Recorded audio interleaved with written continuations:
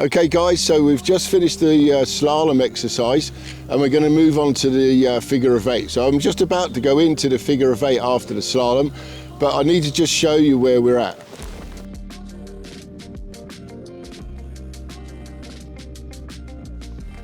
Okay, again, so you can see now we've got the two blue cones which represent the figure of 8 part of the module 1.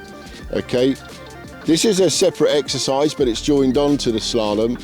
Again, it's really important, okay, that we come into this figure of 8 and we get really good positioning. If you don't get the positioning right, it's going to throw the rest of the figure of 8 out.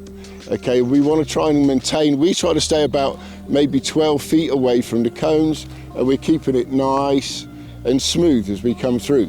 Exactly the same control as what we use for the slalom. Okay, so we've got nice throttle control.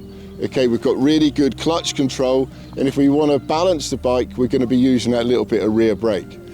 Key factors here is that you've got to start looking and turning that head where you want to go.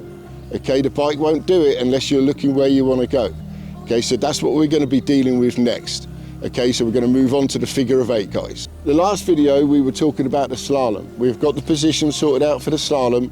Okay, we've come in through the last part, and then we're going to be moving directly into the figure of 8. So as we come through, it's important now that you forget that it's not part of the slalom anymore. So you're going to need to get away from the cone a bit further, and we're going to have to then start turning our head, okay, to bring us through, okay, in a nice symmetrical shape. Okay, so as we come through, we want to be about 10 to 12 feet away from that blue cone, and then we've got to maintain this curve all the way around. We're going to be using throttle, clutch, and if need be, rear brake. We don't want to use the front brake, because it's shown in the slalom, as soon as you touch it, you're going to dip in the front of the bike and your foot's going to go down, end of test. Okay, so the figure of 8, okay, is actually going to be 2. So we're going to have to do 2 figure of 8s. You're going to follow the same line on both. There's no need for you to count. Once you've done the 2, the examiner will be standing over there, and then he'll call you over. So let's get into the figure of 8, guys. Drop in before the first cone. Now come out to about 12 feet away. Start to turn your head, look to the right. Keep it smooth, keep looking to the right, keep looking, keep the bike moving. Okay, now through the centre, now drop down here. Now we want to stay inside this first yellow cone.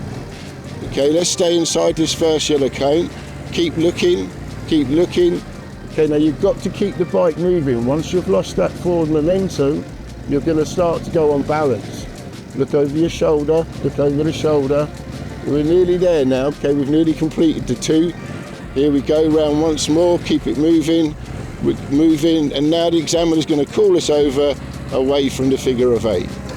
We come all the way round, and we're going to come to this point here where that yellow cone would represent an examiner.